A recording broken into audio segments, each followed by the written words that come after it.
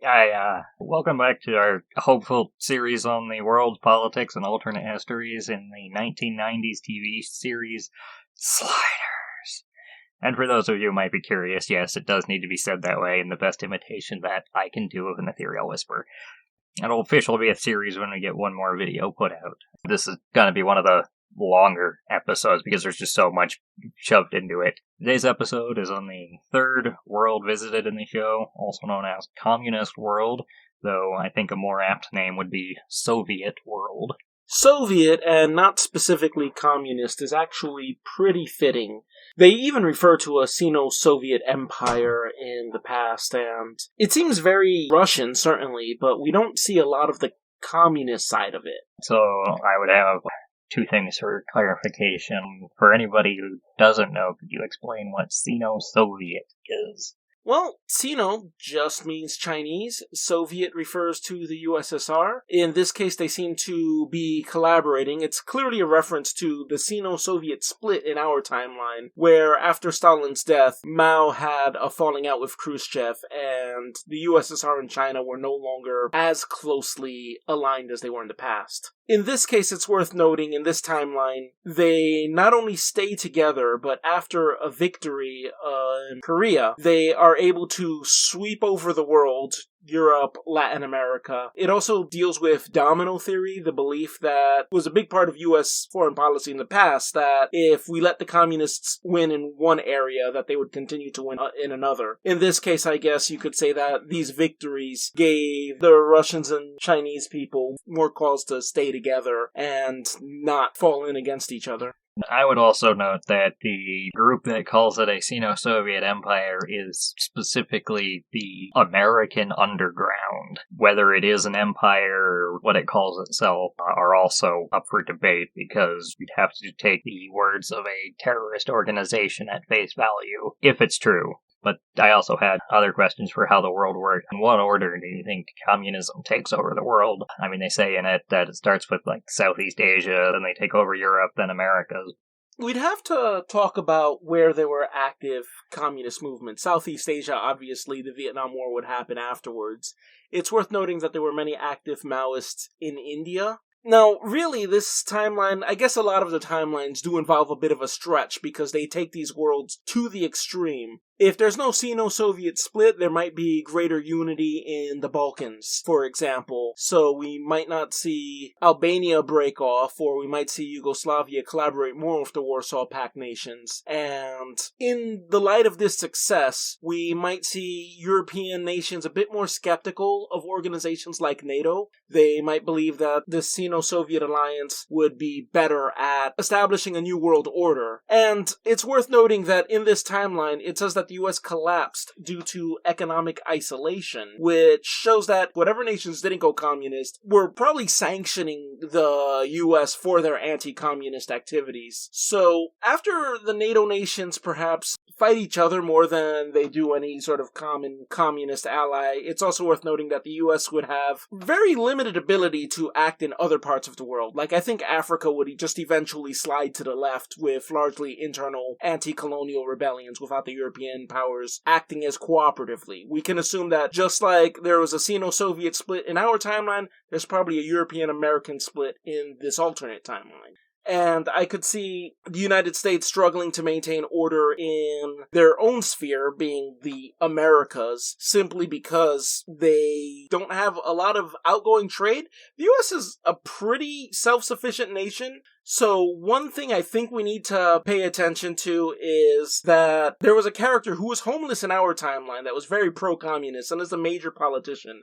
I think they're highlighting that there is in fact a fifth pillar. That is to say, an internal communist resistance that caused the U.S. to basically fall apart, or at least gave it enough trouble at home that they could not effectively project power in South America until eventually most of the Americas are communist, if not all of them. So where would you put it, the areas in the order? Obviously, it says Southeast Asia was first.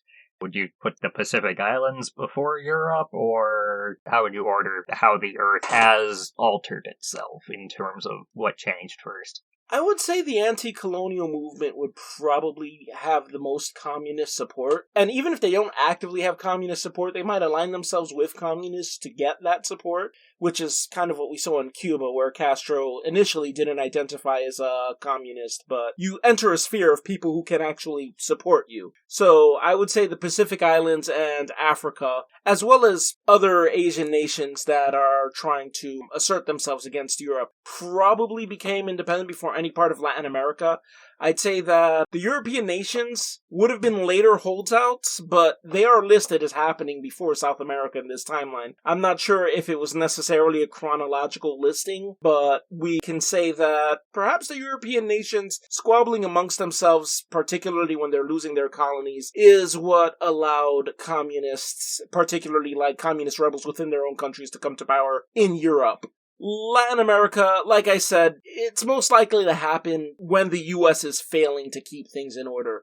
Just because it's hard for... Don't get me wrong, we've had communist guerrillas in the Americas, in various different countries. Just for the U.S. to completely fail at being able to project power does seem like it's a situation where things are already pretty much going that way for Latin America to eventually fall to communism. I would also say, like, in my reckoning, I'm not the historian here, but it seems America would have a better time controlling what's happening on its hemisphere, the Western Hemisphere, significantly more than the other side, so it could try to reduce the influence of communism in Latin America, South America, whereas, I mean, even in our timeline, Eastern Europe did turn to communism.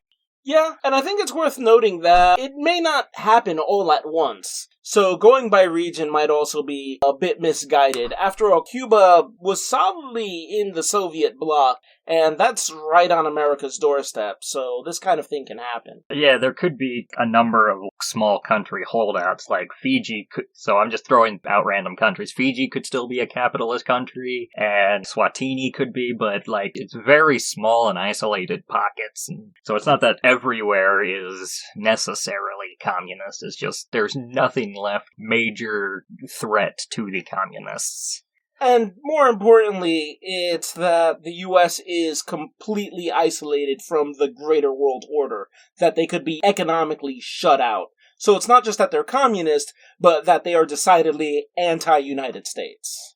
So an additional part of this, given that they mentioned that there was an uprising in Detroit, do you think that Canada is still a holdout, just like a mild extension of America, given that more than 50% of the Canadian population lives within 10 miles of the US border? It's really hard to say, just because we don't see a whole lot of the world.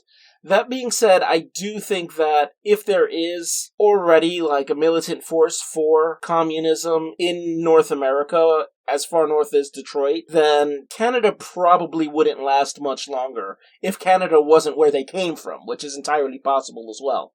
When would you think that the Soviet invaded America?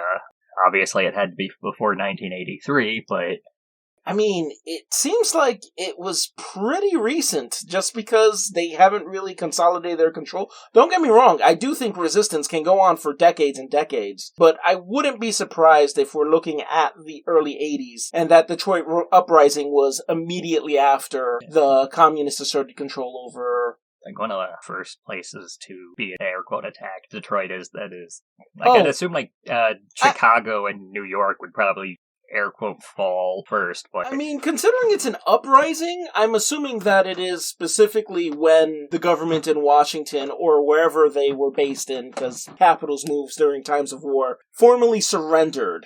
There were probably uprisings that were like, no, we don't want to be ruled by this Sino-Soviet empire. What notable events do you think probably happened around the world?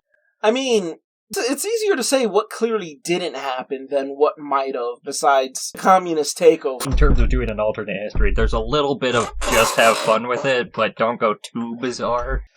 Yeah, I suppose a couple of things. We might see Che Guevara's revolts in Latin America be a bit more successful. We might see Guatemala, Bolivia, and various other countries that might have been so inclined in the past just go communist without the U.S. being able to effectively act without bringing in condemnation from the worldwide opinion, I guess. What's interesting about this, they're not going to explore this very much. I mean, they don't explore it at all, but maybe it's possible that Guevara had very little to do with Cuba, specifically because he was successful elsewhere. So I just had an additional thought while you were talking, and I mean, this sort of feels like it's a podcast at this point. So after the U.S. decisively loses the Korean War, could it be that the U.S. decides to go in like an isolationist route? Like, we're just gonna try to protect the U.S., and so it doesn't try to overthrow democratically elected governments?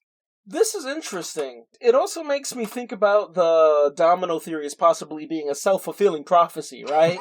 Because it's U.S. morale that suffered, and that's the reason why the Sino-Soviet Empire was able to sweep and take over everything. Ultimately, there's not a lot of information, but I wouldn't be surprised if that was the route. I think we need to point out, it talks about economic isolation, so I get the impression that it was not a choice. So it might be that the other powers, after losing that whole debacle in North Korea, become increasingly skeptical of American intervention. Well, yeah, there might be a political push for isolationism within the United States. I think a big factor might also be that they will face international pushback if they were to try to intervene anywhere. So, I know that the episode seemed to contradict what I said at the outset of the series, that Sliders would be, by today's standards, woke and leftist. So how could I possibly argue this episode's in line with beliefs of, a communist? Need I say everything in it is actually good?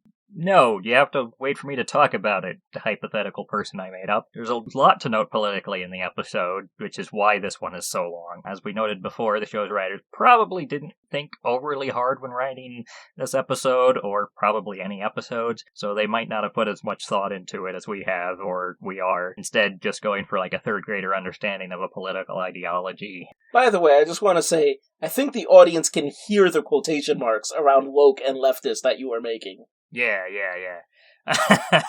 Let's begin with the first notable change that was introduced in the episode. A statue of Abraham Lincoln is replaced with a statue to Vladimir Lenin. For the purposes of storytelling, this is just to show that they're not actually home, but it could be interpreted as putting up statues of people who are important to a country's history.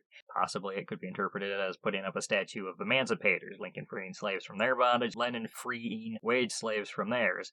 However, and I want to be clear here, I don't believe this is the case, given that corporations, commerce, and money all still exist in this world. I also think it's really worth noting that they are kind of iconoclastic. They specifically want to destroy the American identity. And I think we need to bear this in mind when we're talking about the communism of this world. It is primarily anti-American, rather than any particular social economic system. Yeah, so simply put, I don't think that there's a difference between putting up a statue of Lincoln or a statue of Lenin in a public square, aside from ideological history and which one you align with. I would also think that, though communists have their criticisms of Lincoln, very few would, or at least very few should, argue that statues of Lincoln specifically should be removed or replaced. Rewinding a little bit, money, corporations, and commerce are first noted when Wade is about to make a phone call in a phone booth. She's about to put a coin in to activate the machine. This could be argued to be a holdover, being the same machine that was used before the communists invaded, and it's just easier to keep them there. So maybe money actually isn't relevant in there. However, in immediate response, the operator mentions there's a higher tier of service called PT&T Plus, suggesting that the more you pay, the better your service will be. PT&T standing for People's Telephone and Telegraph. Clearly, in this world, there's still corporations, as noted by this being a phone company, seeking out profits, as such by having tiers, even if it has communist symbolism plastered over it. Another example of this is the donation drive by PBS, which I can only assume stands for the People's Broadcasting System. This one, though, severely misunderstands how public utilities work or how they would work in a communist system. They'd just be paid for through taxes in the instances where money is still present, like in this world, Or they'd just be fully funded by virtue that money doesn't exist in a world where, well, money doesn't exist. But really, though, really, I'm just going to say, is there anything more communist than revisionism that takes you away from communism? So the idea of a fundraising drive in a world that's fully communist is kind of nonsensical, much less a fundraising drive where everybody who doesn't donate is personally threatened because everybody donates by virtue of paying their taxes, just generally. Money's also very important as a major plot point. It revolves around Rembrandt being arrested for using the wrong kind of currency when it was requested, and the professor doing the same, although in his case he gave it to a rebel and not a quote-unquote fine, upstanding citizen. Yeah, and so there's the question of, do they want to phase this out? Is this an interim thing? I don't think they thought that hard about it, to be honest. Again, it just seems as though if it's anti-American, that's what communism is. And I also think, going back to the PT&T thing, they make a point to say that they use rubles, even though they look almost exactly like American bills. They really want to give us the sense that this is Soviet Russia. Emphasis on the Russia. And again, I don't think they put too much thought into the economic system, but it's fun to explore. Yeah. I'm bad at talking off of my head and acting or whatnot, so I'm reading off of a script, so it seems like I'm just ignoring what Coquí says. I'm not. Another interesting thing of note in the world is that there seems to be no homeless people. Given that we see none, there's just people on the street just hanging out with other people, or they're soldiers, or they're specifically trying to go from one place to another. And there's emphasis on the existence of homeless people at the beginning and end of the episode, where Cuba is kind of weirdly enthusiastic to be seeing the homeless guy at the end of the episode. The most charitable for the episode explanation is that they're all swept away and invisible in the same fashion that capitalism tries to hide its homeless population. But this goes into historical stuff. Given that housing was considered a right in the Soviet Union and was affordable or free, it's more likely that there's just no homeless people in this world except those who literally choose to forego a house, not because they don't work hard enough, but because they actually just don't want one. There generally are few of those, but they do exist. The homeless man brings me to another point on ignorance by the writers. They have the homeless man as a potential U.S. senator for the Communist Party, but also seem to have him wearing a red armband with hammer and sickle on it, seemingly like they're trying to make an equivacy between Nazis and communists, both of who are just diametrically opposed to each other. There's next to no communist that supports Nazism or fascism, and vice versa. Nazis generally are defined by an anti-communism and anti-socialism. But could they still be related? That's too long, actually, to get into in this commentary, because we're already really long, because, everything's complicated. But, long story oversimplified, no, on almost every respect, communists and Nazis are in direct opposition to each other. I could see them working together in the context of a fifth pillar, which I was talking about earlier. I think that the Sino-Soviet Empire, or whatever we want to call them, may support agitators on both the left and right in the United States, specifically to make the United States weaker so they could later invade. So I wouldn't be surprised if the American Communist Party had some Nazi heritage or whatever, but, that's nothing a few purges couldn't fix. So this man, he's the homeless guy mentioned before, turned potential U.S. senator, calls out attention to the so-called imperialist American underground. It's unclear, at least to me, if he's putting the imperialist in the name to demean them, or if they call themselves the imperialist American underground. Given he uses the phrase so-called before that, I would assume they're calling themselves it, for some reason I don't know, and he doesn't believe that they are, or he doesn't believe they're able to engage in imperialism outside of merely passing along their ideology to others. Given the American underground has no territorial claim outside of America, and little territorial claim inside of America even, as such, they can't have political or economic dominion or control over any other territorial areas. So, going back to Rembrandt, he's interrogated in a large open room, clearly meant to just emphasize how many people are being questioned at the same moment. I don't have intimate details as to how interrogations went in the Soviet Union, but having all the potential criminals together in a wide open area with almost no guards and only a couple of lawyers sounds like it could only be a recipe for disaster. That being said, the number of people is less than I would expect to see in a normal jail, like in our timeline, this America. His lawyer is supposed to not be known because he's never been on television, but Rembrandt knows who he is and that he's a lawyer for his day job. So that throws suspicion around that Rembrandt's a spy, because how would he know all of this?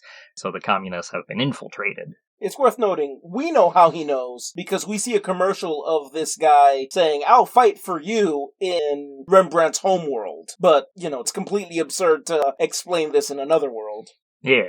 Then say, in not so many words, he's going to be tried in a kangaroo court since he's basically already been found guilty. They suggest that there's no legal representation in this world by how the court system looks. We're shown the trial, and it's just Rembrandt Brown versus Pavel Kurlienko, and they're both just arguing their cases to Judge Wapner in the People's Court. Yeah. Something I find interesting is that they specifically framed it with the cab driver as a plaintiff here. Like, he was the one being offended and not Rembrandt being an enemy to the state. I mean, I guess because Rembrandt gave the bill to the cab driver to put it in a toll booth, and so the cab driver might be implicated.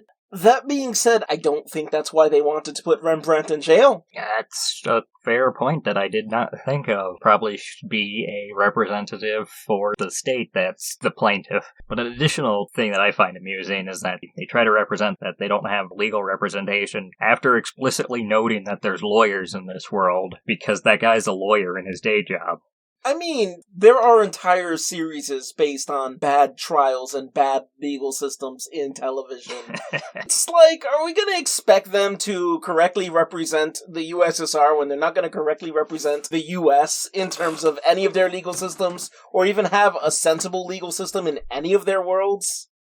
Yeah, it's still an interesting thing to note, though. Mm-hmm. So, that they have to represent themselves throws more fuel onto the fire of that it's a kangaroo court. I don't actually have knowledge about how trials worked in the Soviet Union, so I can't actually talk about the veracity of how it went there. I reached out to acquaintances of mine who are basically experts on the subject, but didn't hear back from them in time to be able to put their comments in this video, so I'm not gonna make a statement either way on that. The fact that the dollar is green is also a major point, because the money in this communist Soviet world is actually red with what appears to be Gorbachev printed on the money. This is Coquí in Post, and we found the less grainy streaming site, and we saw we were wrong about the back of the money. It doesn't say "in God we trust," it says "in the state we trust." We can't go too deep into it, but Silent Wanted it noted that communist governments do have a history of forced opposition to religion, and that's what "in the state we trust" is subtly hinting at, and Silent wants to express that this is bad. But also that there are religious communist movements and people, Silent included, who think that many religions mandate communism or anarchism if followed with critical thinking and without outside bias. It's also noted by the communists and the American underground, so they agree on this, that the green dollar is a symbol of the rebellion uprising. And so, in this case, to show it off is, kind of in their world, make a public statement that you're a member or sympathizer of this terrorist cell. It seems like it would be the equivalent to flying a flag of ISIS and then wondering why you're being brought in for questioning about association with or seeming to support it. It's just like self-evident in our world. Yeah, I will say that sometimes people put up weird flags, like the Confederate flag all the time, and it's fine. But even stuff like the ISIS flag, well, I wouldn't be surprised if you're questioned. This isn't necessarily legally punishable in the United States, unless they have something a bit more tangible to suggest you are a terrorist. Yeah, you can be brought in for suspicion of or giving support to terrorist cells in non-fungible means. And it's also worth noting that this is happening while there's an active terror cell that's clearly occurring, so we can expect them being a bit more edgy about this stuff. Additionally, I think I'm amused by is he only received 15 years in prison, which I think is actually lenient by comparison to how the U.S. treats people convicted of terrorism or direct association with terrorism, which is to say we do more of indefinite imprisonment and torture. It's only weird in the show because we know that the main characters are from a parallel world, but, to any rational person from that world, the claim would sound like it's just complete lunacy and treated as such. Somebody came here and started rambling about that, we'd just think they're mental. individuals would be found, if they were convicted of a crime, not to be being sent to prison, gulag being equivalent to prison. We have forced labor in our prison system as well. Prisoners actually have less rights, although in our system, though I'm not actually going to get into that here, because that's really long. They would be sent to like a mental health clinic until they're deemed to be recovered.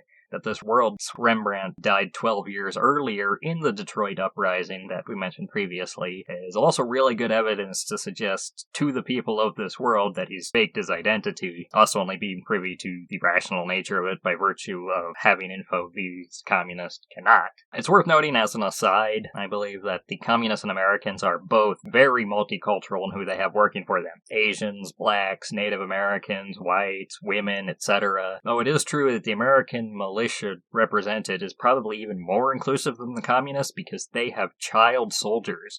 Being sarcasm. It is a thing shown on screen in the episode, but it's not a good thing. I don't think we saw any Asians in the underground, but we did see a Native American, which we don't see in the Soviet presence. So, yeah. I wouldn't be surprised if there was a bit more of a nativist sort of element to the American resistance. And in this case, I mean people who were born in the United States, which would include indigenous Americans, as well as white people and black people, but they might be more suspicious towards groups like Hispanic people and Asians. On a similar vein, though, the black people and natives of our timeline were more sympathetic to the communist cause during the time period in question. Like, the Black Panthers were explicitly Marxist-Leninist. Oh yeah, absolutely. And I'm not saying that the majority of black people or indigenous people would have supported... Well, I don't know how they would feel on this alternative communism. Yeah. It's a completely different timeline. But I just mean to say that they might be more likely to include some groups than others. Yeah, and it's not a one-size-fits-all either, so there can be groups that are working against their own best interests in whatever case. Continuing as the story goes, the American Underground makes a statement that freedom is a forgotten luxury. This, however, can't be taken as being freedom versus communism because you're being told it by the American Underground. It's only reasonable to take this as political propaganda in favor of their side, not as an objective fact, like there's no freedom here. The communists would also say they're giving freedom to the people, but mere words can't be used to suggest a truth value. Actions and data must. Freedom is not contrary to communism. There are those who would like to argue that it is, but there's no inherent contradiction. Towards the end of the episode, during a breakout and fight scene, we also see the first instance of Q-Ball's pacifism. In his case, he's not a non-violence pacifist, but he's one that just opposes killing if he can avoid it. He goes on to do this for the rest of the series that he's a part of. He just generally likes beating people up. Like, maybe his pacifism is purely for the satisfaction of feeling the flesh against his fist. In that case, he gets the guy with the gun. Yeah. Biggest thing of difficulty to justify in the show are things I haven't mentioned yet. There is rounding up people on the street. There is potentially harshly dealing with innocent people and executing people on the street. That solves the homelessness problem, by the way. The most obvious thing I could say in defense of this is what the political right wing says already about police abuses of power against political dissidents and racial minorities. We don't have all the facts. People executed may very well have been charging to the soldiers. The elderly woman may be wanted for some crime and is acting innocent, or may have been framed by somebody else. We have no idea. However, best to give the benefit of the doubt and suggest maybe these people were innocent of everything. So what I'm about to say might sound weird, but you have to listen to the end or you won't understand what I'm trying to say. None of this actually proves that communism sucks. It merely shows that what sucks is living in an active war zone. Because that's the thing about this episode. We only see the world as it relates to this small area, which we know is an active war zone, in part because we see them actively doing battle.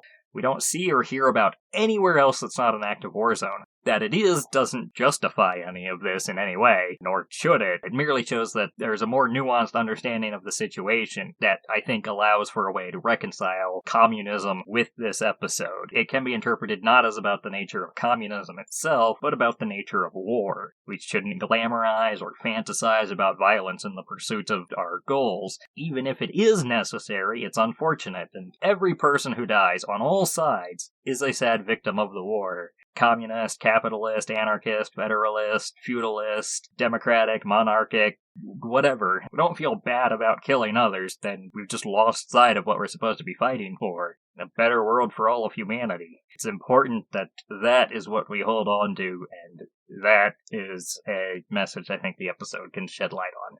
I think it's worth noting that there are a lot of people who salivate at the opportunity to just kill a lot of people or watch a lot of people die so that there can be some sort of great revolution. So if you want to interpret this as how horrible this would be, even if you're nominally on the side of this, and I know there's some people who actively call for China to invade the United States, it's sort of like, life won't be great even if the side that you're rooting for is as great as you think it is. Yeah, and any disenfranchised individuals will be more caught in the crossfire, and so anybody who could theoretically be listening to this is probably more likely to be killed than anybody in power or anybody who's super wealthy. I'm not even asked, but I'm going to just volunteer. What about Puerto Rico? Oh, right, I forgot about that. What about Puerto Rico? No, now I've asked. Now I don't want to say it. I'm going to say it anyway. So, it's worth noting that the Puerto Rican Independence Party has long had socialist leanings. In fact, I believe in their slogan, it's like independence, socialism, and democracy. And Puerto Rican Independence Party was a merger between the Nationalist Party and I believe the Workers' Socialist Party or the Workers' Labor Party or something along those lines. So it's safe to say that they will have support from this Sino-Soviet empire in their independence movement. Now, whether or not they can actually maintain their sovereignty or end up in the sphere of some other socialist bloc, it's unclear. I've seen a lot of Puerto Rican independent activists that actually do want a merger with Cuba or otherwise greater collaboration with other socialist forces in Latin America, but then many just want independence. So it's hard to say, but needless to say, I think that Puerto Rico would have been independent considerably longer than the United States in this timeline. I guess considerable is a question of how long was the US communist, but years longer, and I think it would be much more stable, especially if the point of divergence is in the 50s, where the independence movement was so much larger, that this would be a state of affairs that a lot of Puerto Ricans would actually have supported. And I guess that's about it for this episode. Any closing thoughts? I mean, you already sort of gave yours. So like the video if you like the video, dislike the video if you hate alternate points of view, subscribe if you enjoy our content, comment what you think about what was said, if you agree, disagree, have anything to add, and we'll see you in the next world. Okay, G. Slautavito.